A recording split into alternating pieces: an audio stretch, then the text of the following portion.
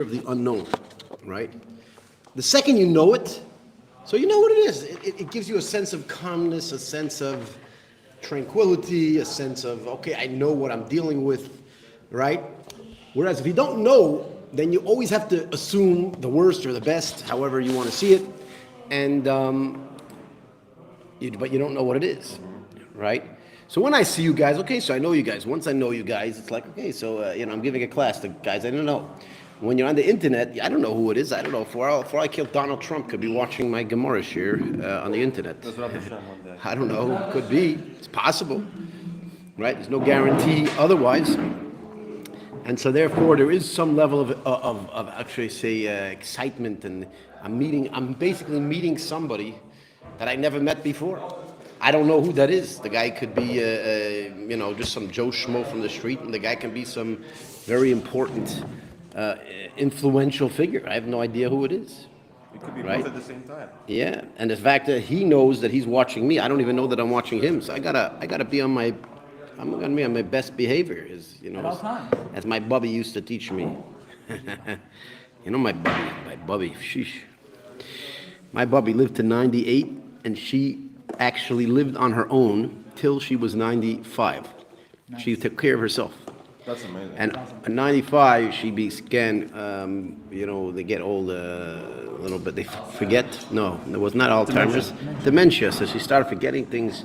One time she left a pot in the oven and almost burnt down her house, and somebody came and it was smoking. And anyways, so they decided to put her into a home, and she lasted for 3 years.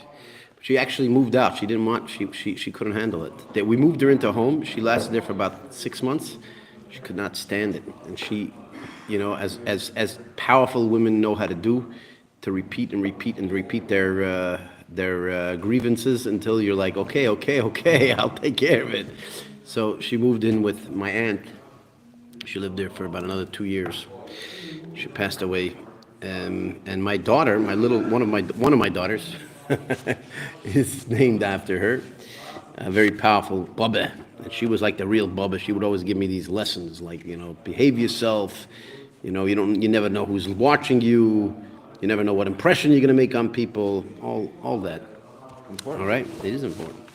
Those are like the most important lessons in life taught to me by my Bubby. All right. So, somebody mentioned I should repeat yesterday's class, which I absolutely unequivocally refuse, because that's not the point of this program, is to constantly repeat myself over and over. I will brush through it because we need the information from yesterday to kind of understand the information from today, so I will go through it briefly. Okay? We started discussing about what is the source of Kiddush? What is the source of proclaiming the holiness of Shabbat? And we brought a biblical verse, and we basically learned two things out of that biblical verse. Number one is that immediately after the beginning of Shabbat, the second Shabbat separates from Friday, right? We are meant to make a proclamation and thanking God for making the Sabbath and giving it to the nation of Israel as a gift. It's a gift to the Jewish people that we have Shabbos, and that is one obligation. The other obligation is in the day of Shabbat itself, you should also be saying Kiddush, right? Now, we ended off yesterday by saying what is meant to be said on the day Kiddush, and we basically said Borei Pri Hagafen, which means you simply just say the blessing on the wine. You don't make any other particular proclamation other than the blessing on the wine. All right? That is for the Kiddush of the day. You might know that in the Kiddush of the day we add a couple of verses. I guess those verses are there to kind of set the tone and give you an idea of what's going on. But the actual Kiddush on Shabbos day is only to say Beir Pri Hagafen, which means that if you are coming into a Kiddush and the other person already said Zachar Yom Shabbos Kaddish, he said everything, all the verses he said, and all you heard was Baruch Atah Hashem Elokeinu Melech HaOlam Beir Pri Hagafen. If that's the only thing you heard, then you in fact are you have fulfilled your obligation for Kiddush. You just have to make sure you hear the blessing on the wine, and if you didn't hear the blessing on the wine, you have to at least make a blessing on the wine, etc. Now, even though we learned that yesterday, and you probably know this rule is actually the rule that we keep till today, you must also realize that the Gemara's discussion is not yet over. It's not over. The Gemara is still going to try to figure out, is there perhaps another opinion that believes that there are other rules regarding Kiddush of the day, right? And that's essentially where we're starting right now. We're going to tell you a story of Rav Ashi. Rav Ashi, who was one of the latter Talmudic scholars known as the Amoraic sages. He was one of the later, he was probably the latest Amoraic sage. He is actually the author of the Talmud Bavli itself, is Rav Ashi. The Rambam says that he was the only author. There are other opinions that Ravina, who was his teacher, was also a partial author of the Talmud Bavli. However, the Rambam seems to hold that it is Rav Ashi that wrote it, even though his teacher was Ravina. Now, the reason why I mentioned the Rambam Maimonides is because today is the yahrzeit of Maimonides. Those of you who are in this class know that last night we all jumped in various different cars and buses and however we got there, and we went to the tomb of Maimonides, which is in the city of Tiberia in Hebrew. And we actually went there and visited there, and there was a lot of people there and a lot of food there. It was a nice party. We got cholent, we got kugel, we got some. Oh, you got tuna sandwich? I didn't get a tuna sandwich. You got a tuna sandwich. All right. What else? What did you get? I didn't go. You didn't go. Oh, cupcakes. That's right, cupcakes. What did you get? You didn't go. Yeah. I did something in memory of the Rambam. Yeah. I learned Rambam. You learned Rambam for the first time. I've done it all around. Oh, so why are you saying you do it in the memory of Rambam? Because I didn't go yesterday, so I studied. So you had in mind that it was in memory of the Rambam. Good. I actually went to Rambam's tomb and learned Rambam at the Rambam's tomb, which is actually very, how should I say it?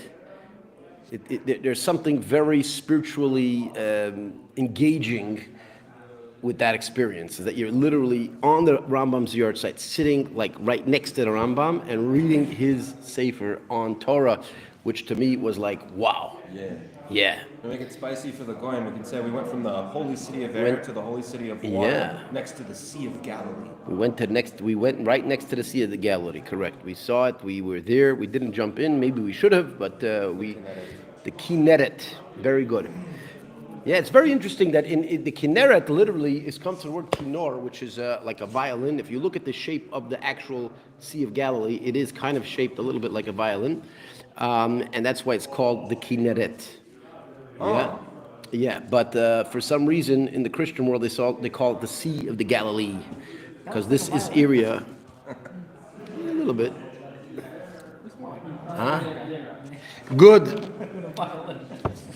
Let's go to the story of Rav Ashi. Rav Ashi says as follows. Rav Ashi doesn't say Rav Ashi said it. We're telling a story that happened to Rav Ashi. Rav Ashi ikla leMechuzah. Rav Ashi went to a city called Mechuzah. Mechuzah was a city in the time of the Babylonian Talmud that actually had a massive Jewish population with a massive, very studious Jewish population. And it is they're very often quoted, the sages of Mechuzah. Okay? So Rav Ashi went to Mechuzah. And of course, Rav Ashi is a great sage, and he comes to Mechuzah, and he's a visiting sage, and everybody's so happy to see him. And in order to honor him, Omrulei, they say to Rav Ashi, Likadish lon mar Kiddusha Rabba. May Master bless the Kiddusha Rabba. Kiddusha Rabba literally means the great Kiddush, but really in Talmudic terminology that's referring to the day Kiddush, Kiddusha Rabba, is called the day Kiddush and not the night Kiddush. All right? So basically, they ask Rav Ashi to please make the day Kiddush. And what does Rav Ashi do? Let's hear this story. Well, just to give you a bit of a background, Rav Ashi himself, being the author of this Gemara, he himself wasn't yet sure what the day Kiddush was meant to be. Right? Okay, he has one opinion. Rabbi Yehuda says that all you do is say Beiri Pri Hagafen. Right? He did not know if perhaps there were other people that might have had an opinion to do more. Now, on Friday night Kiddush, we do Beiri Pri Hagafen, and then we do the blessing of Kiddush. But Rav Ashi wasn't sure if the people in the city he went to, Mechuzah, he wasn't sure if those people perhaps had a tradition otherwise to say a blessing on the Kiddush in the day. Now, that could be awkward. You're sitting there in front of a whole crowd and you're the great Talmudic scholar and they hand you the cup and say, okay, here you go, please make Kiddush. And you pick up the cup and you're like, uh-oh, what are they expecting of me? You know what this is called in English? Performance anxiety. You ever heard of that? I had it myself. You had performance anxiety. On Shabbos. Oh yeah? Why? What did you do? The Torah. Yeah. Performance anxiety is when you're nervous that you know that people are expecting something of you, but you're not exactly sure what they're expecting of you. It's a problem, right? You get performance anxiety. So Rav Ashi had performance anxiety. They hand him the cup of wine to make the blessing of Kiddush, and they tell him to make Kiddush. Yeah. So Havule, they brought him the cup for Kiddush. Savar, Maini Kiddush Rabba.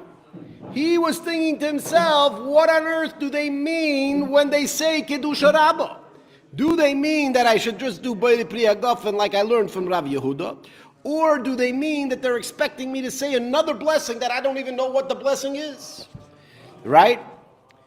So Amar, he said as follows, Michti, Kol HaBrachos Kulon, Beiri Pri Hagafen Amri Bereisha. Whenever you make Kiddush, whenever you do any mitzvah on wine, you're meant to make the blessing on the wine first, just like even in the chuppah, right? By a Jewish wedding, you first make the bracha, and then you perform the ceremony that the wine is meant to go on. You always make the bracha on wine first, except, when's the exception? There's only one exception that we already learned when the blessing on the wine goes at the end. Very good. Birchat Hamazon, you say the blessing on the wine after Birchat Hamazon. Why is that? Does anybody remember why that exception exists?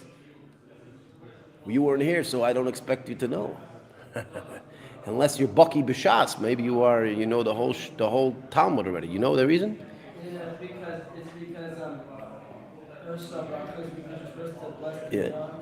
What they're supposed to what? Bless the meal. That's why after. Yeah, but why? But why? Normally, when we make Kiddush, we first say the blessing on the wine, and then we say the other blessing that follows. Same thing by Havdalah, same thing by a wedding. Why, when it comes to Birchat Hamazon, why, when it comes to grace after meals, when we also do the grace after meals and a cup of wine, why do we do the wine at the end and not at the beginning? At the beginning, you don't say from the initial Kiddush, you still be bracha l'Torah. It's a good suggestion. It's a good suggestion, but it's not what we learned. You can't make a shot call like that. It's a good suggestion, but that's not the way we learned. Huh? Huh? What we learned is that because Birchat Hamazon is ending a meal, which is kind of cutting off your eating regimen, if you were to make Beiri Pri Hagafen and then make Birchat Hamazon, it would cancel the Beiri Pri Hagafen, because the Beiri Pri Hagafen is about drinking, and you have Birchat Hamazon, which would cancel the Beiri Pri Hagafen. So therefore, you have to say it after. Same thing. I'm saying that if you made the bracha in the beginning. Again, if you made the bracha in the beginning, it wouldn't be a bracha levatala because of Kiddush. It wouldn't be. It doesn't make a difference. It doesn't make a difference. Again, I'm not going to go back into the Talmud we learned in the past, but it's not necessarily an issue. The real issue is the fact that Birchat Hamazon would cut off that Beiri Pri Hagafen, and you would not be able to drink after it. Just like if you're eating food before Birchat Hamazon, you can eat whatever food you want, and once you bench, you're done. Very good. Anyway, let's get back to the story. So normally we say Beiri Pri Hagafen in the beginning. Yeah. So he said, listen, I'll play a trick. Okay. Listen to Rav Asi's trick. He says, you know what? I'll pick up the cup. I'll say Borei Priya Gofen. And then at the corner of my eyes, I'm going to watch the reaction of the people and see whether they're expecting me to say more or not. Right? Brilliant guy. Right? So what does he say? I'm going to say by the Priya Gofen, the Agid Bey, Chazia, the Agid, and he said it. The Agid, he actually said Bore Priya Gofen. Chazi la'ahu Saba, he sees one elder gentleman, the Gochen Vishasi, that as soon as he said Bore Priya Gofen, he picks up his cup and he drinks some wine as well. Koryan Nafshei, he said on himself, his Chacham, his eyes are in his head. What does that exactly mean, that his eyes are in his head? It doesn't really explain that. Roll back in his head? No, well, as a joke, you could say his eyes are in his head, meaning because he was drinking the wine, his eyes were looking out there. But that's not really what it says. Chacham Eina B'Roshei, it means that a person can see, a wise person can see the results before they happen, right? Again, a wise person can see results before they happen. So I know if this happens, this is what's going to be the result, right? Make sense? Wait, is it saying the eyes in his head or the eyes are in his head? In his head. The eyes in his head. No, the eyes are in his head. Like these eyes are in his head. Well, obviously the eyes are in his head, but again, it's a terminology, it's an expression to essentially say that if a person's wise, they can know the results of a situation. So meaning that he had an issue, so he could have just asked them what they're expecting of him, but that might have made him look that might make him look ignorant, right? So he figured that, hey, if it's the only blessing, I only have to say Bore Priya Gofen, then obviously somebody's going to drink as soon as they say Bore Priya Gofen. So because he realized the outcome, he was able to plan ahead and ensure that he, in fact, was able to determine. He was able to determine the blessing without even having to ask, without having to show that he was ignorant of this fact, right? And by the way, I mentioned as well, in science, a lot of people, they look at science in different ways, right? They say, what's science? Science is about information. No, I hate to break it to you, but science is not about information. Science is about empowering humanity to make better decisions. That is actually what science is, and that's what science should be, and anything else is a religious fanaticism, okay? Religious fanatics, they come up with an idea that is unprovable and absolutely unbeneficial to humanity, and then they just do it, and no matter what the outcome is, they don't care, because they don't care about the outcome. It has nothing to do with their particular belief system. Yeah. And that's unfortunately what the dangers are of religion. And you're probably looking at me and saying, Rabbi, you're a rabbi and you're cursing out religion. And I say all the time that I'm an anti-religious rabbi. I think religion does not belong in this world. However, you have to understand the true definition of religion. The true definition of religion is exactly what I said. When the person comes up with an idea and he basically makes it unaccountable to anything other than his own idea, and then bases all of his actions on this idea, which may or may not be true, then that's a religious fanaticism. And unfortunately, many people do that in the name of science as well, unfortunately. Oh, yeah. Yeah, Scientology.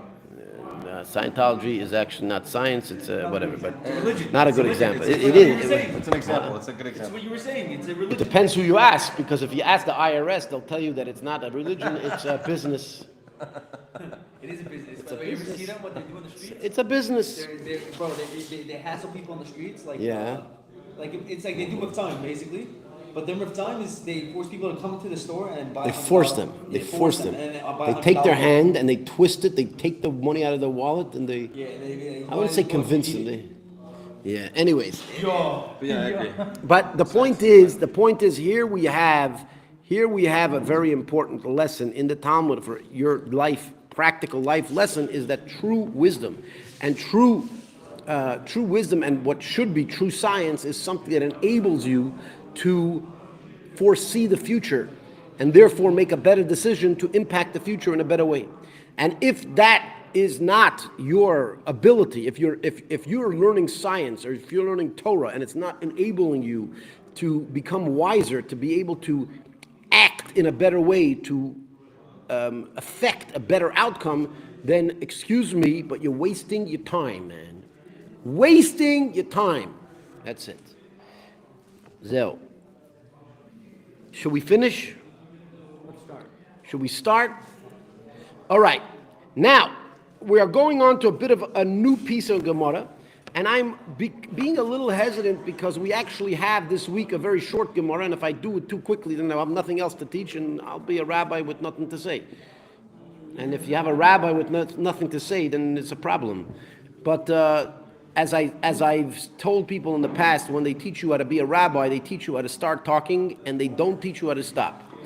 Okay? It's the first time you heard that from me. Anyways, so I'm not worried. I'll have something else to teach. There's plenty of information over here. Okay, so that's the end of that discussion. So remember, we started out by trying to say what is the biblical reference to tell us that Kiddush needs to exist, right? And we brought you a biblical reference, and we said that Kiddush has to be made in Friday night and on Shabbat day, both of them, right? Good. And then the Gemara went in, well, what is the Kiddush in the day? And it seems to be determined that it is Borei Pri Hagafen, and that's it. There's no other part of day Kiddush other than saying the blessing on wine. Yeah? Rabbah, right? Kiddush Rabbah.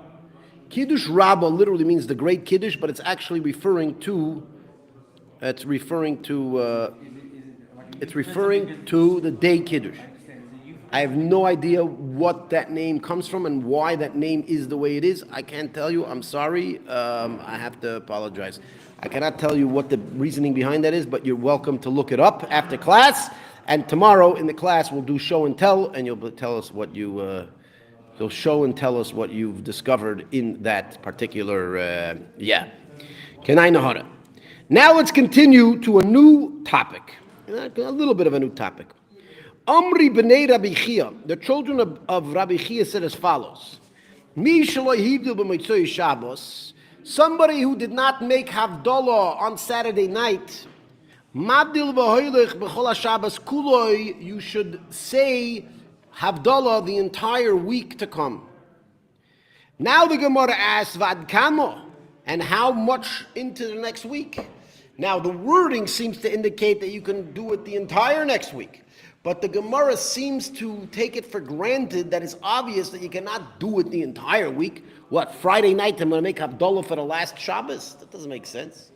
So basically the Gemara is asking, how far into the week could you say Havdalah? Amar Rabbi Zera, says Rabbi Zera, Ad Revi'i, until the fourth day, B'Shabbos, which is not including the fourth day, which today in English we'd call Wednesday, if you say it the way it's spelled. Right, today everybody just skips that extra D and then you say Wednesday. Yeah, and then you want to know why WED stands for Wednesday. Like, what the heck is that? You ever wonder why WED stands for Wednesday? No, I have to wonder about Island too. And by the way, when I was in New Zealand, I was in New Zealand. I spent some time in New Zealand, and over there, many people actually use that term as a Wednesday. Wednesday. Because it's a wedding between the first half of the week and the second half. Yeah. Anyways, Rabbi Zayda says we can say Havdalah till Wednesday. Ki ho the Yosef Rabbi Zayda, kamei the Ravasi. Because when Rabbi Zayda was sitting next to Rav Asi, V'omri lo Rav Asi kamei de Rabbi Yochanan, and there are those that say that this story didn't happen between Rabbi Zera sitting next to Rabbi Asi, but Rav Asi sitting next to Rabbi Yochanan.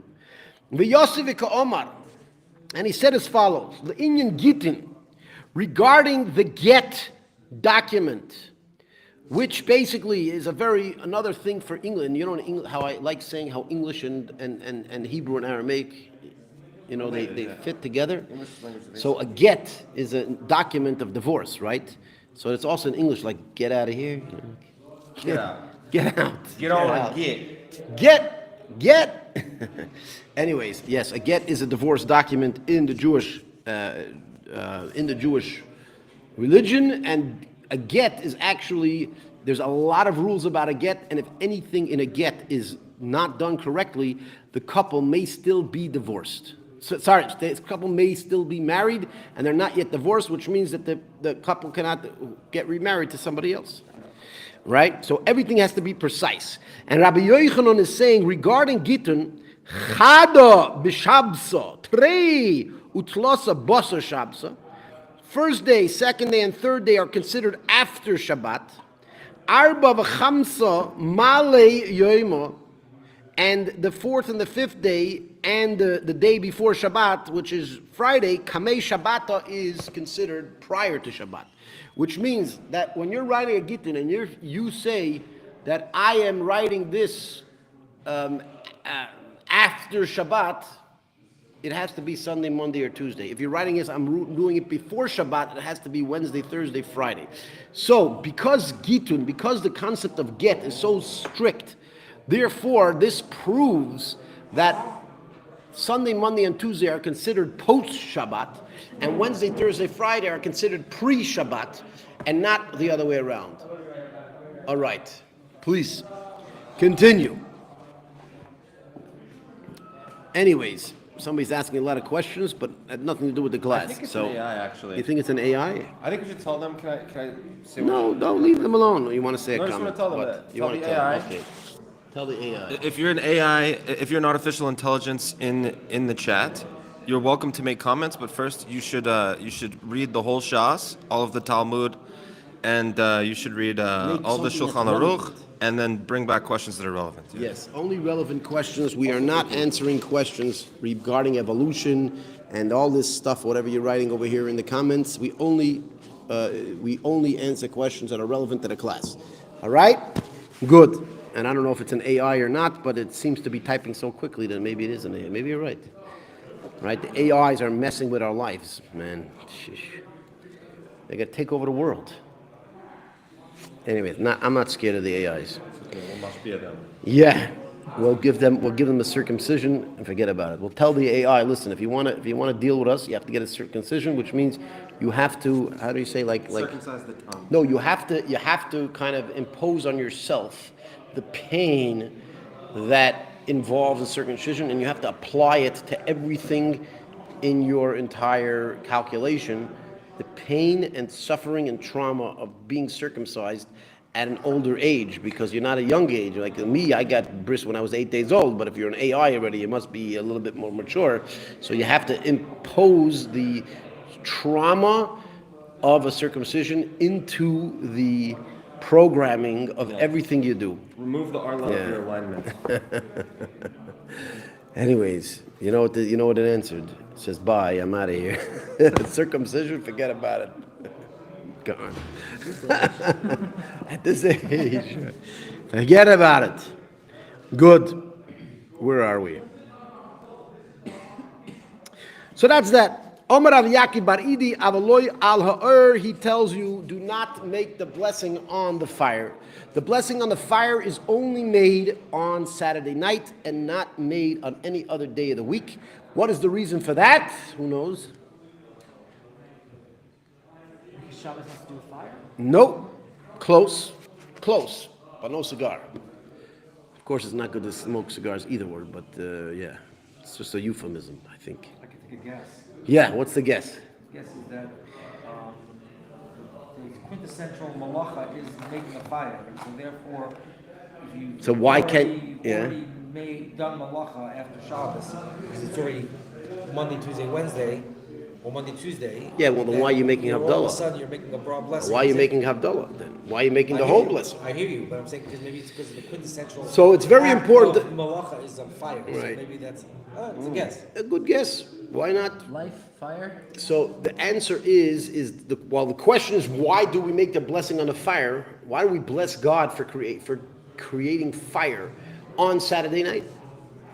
The answer is because we have a tradition that Adam, the first man, he was created on Friday afternoon just before Shabbat, Then he had a whole day in Shabbat. He was just kind of sitting there chilling, doing whatever he had to do. And Saturday night, he started getting a little bit explorative. Is that a word? Explorative. And one of the things that he explored, and one of the things that God helped him to figure out to explore, was he took two stones, he smashed them together, and out came a spark and lit a fire. And so on Saturday night is when the discovery of fire is when humanity discovered fire. As a matter of fact, people wonder what the first invention ever was, and seemingly it would be fire. It was the first ever, according to Jewish tradition, the first human invention was fire. And based on that invention, by the way, just like electricity, once electricity was invented, look at what people figured out how to do with electricity, right? Everything before electricity was all seemingly based on fire. All metal had to be melted by fire, right? You had to have fire, right? So many things in our lives, we don't even realize how much fire, the invention of fire, impacted humanity. And according to Jewish tradition, in fact, fire was the first human invention, right? Trivia, what is the first human invention ever, right? What is it? Fire. And that was Saturday night. And since that was Saturday night, that's why we bless on Saturday night the blessing on the fire. There's only one other time during the year that we bless the fire, which is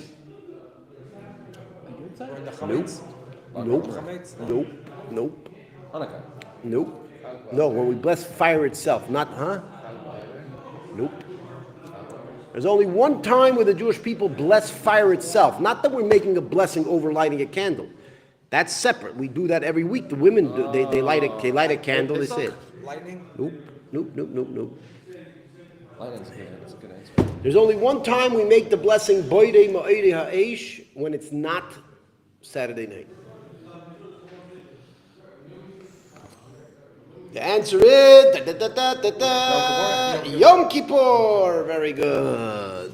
Yom Kippur. Yom Kippur is the only other time we do it, and the reason is because Yom Kippur is considered a form of Shabbat itself. It's a Shabbat Shabbaton, and therefore there's a concept of making a blessing over the fire on the eve after Yom Kippur, going out of Yom Kippur. When we make Havdalah, we make the blessing on the fire. On Yom Kippur. Yeah. I mean, sometimes it is on Saturday. Sometimes Yom Kippur is on Saturday, and then we do Saturday night, and obviously, but even if Yom Kippur falls out in a different day of the week, we always make the blessing on the fire the night after Yom Kippur. Yes? Good. Cool. Anyways, that is to where we're going to learn till today, and I'm demanding of the Bochrim to reread everything that we learned in the Talmud, in your sheets. If you do not yet get the worksheets from our class, you have an option of joining our WhatsApp group. If you want to know how to join our WhatsApp group, my producer just put a QR code on the screen. And if you scan the QR code right now before we pull it off, you can join our WhatsApp group. And in that WhatsApp group, we will give the worksheets where you can also follow in the original Hebrew and Aramaic. And hopefully you could learn how to study the Talmud from its original text, and then you won't need me anymore. So if you don't need me anymore, why would you come to my class? Because it's fun. It's a fun class. Why not? So you're going to just come to the class because it's enjoying, and but you'll still be able to learn the Talmud without me. Okay, we're going to leave that QR code up for a little bit more, and that's that. Any other questions relevant to the class or relevant to the topic of the class? You are welcome to ask now for approximately 32 seconds, and then we're going to shut the feed. Right? If anybody in the class, by the way, you could also ask questions if you want, if something was not understood properly, etc. I don't know. Anybody? No? Yeah, what? I was thinking, I thought that I had one earlier. You thought that you had a question. Well, I knew I did. So now you're questioning whether you had a question. No, I knew I had a question. Oh. Now I'm questioning What the question? was. Oh, you're questioning. What is the question? Yeah? Let's hear. You have a question? No questions. Can I know how to? I'm also going to put the link in the chat. Oh, so for those of you who don't know how to use QR codes, it's going to go in the chat right now, which will cover most of the platforms that we're on, not necessarily all the platforms that we're on. I think it will go to the YouTube. Does it go to Facebook too? Yeah, I think I think so. YouTube, Facebook, yeah. I found one, but it's not. Oh. It's not with this topic. Okay, Facebook. quick I'll question. It wasn't about this topic though. Okay, quickly. For you, because you're live, we'll maybe give you the chance. Yesterday, Yeah. when you say bracha before you're eating, what's the difference between not eating enough? So if you eat something or drink something, you say bracha before, Right. no matter how big or small. Why is it that you need a certain amount in order to say it after bracha? Oh, very good. So you're asking why why do the Jewish people, when we say a blessing before food, it doesn't matter how much food you eat, you always have to say a blessing before you eat food. However, if you're making a blessing after food, you only make a blessing if you ate a certain amount. And the reason for that is that the blessing prior is thanking God for giving you pleasure, right? Whereas the blessing after eating is a blessing to God for satisfying you. Now, you may have pleasure from eating a little bit of food, but you're not satisfied. It doesn't satisfy you. And the reason is it's built out of the biblical verse that says, when you eat and you are satisfied, you shall bless God. Now, the rabbis basically determined that that's only when you eat a proper meal with bread, etc. If you eat food without bread, so it still could potentially be satisfying, but it doesn't fit into that category. I'm not going to get into those details. But generally, when the rabbis set up that we should say an after blessing, we should say a grace after even eating things that are not bread, they did it similarly to that of the eating bread, which only counts when you're satisfied. Which means if you're not satisfied from your food, you don't have to make a blessing afterwards, right? You already made the blessing to begin with, because I said the blessing prior is thanking God for giving you the pleasure of eating what you eat. That pleasure, you could take one lick of a lollipop and it can give you pleasure, right? Whereas if you give one lick of a lollipop, you're not going to be like, wow, now I'm calm. I calmed down my body.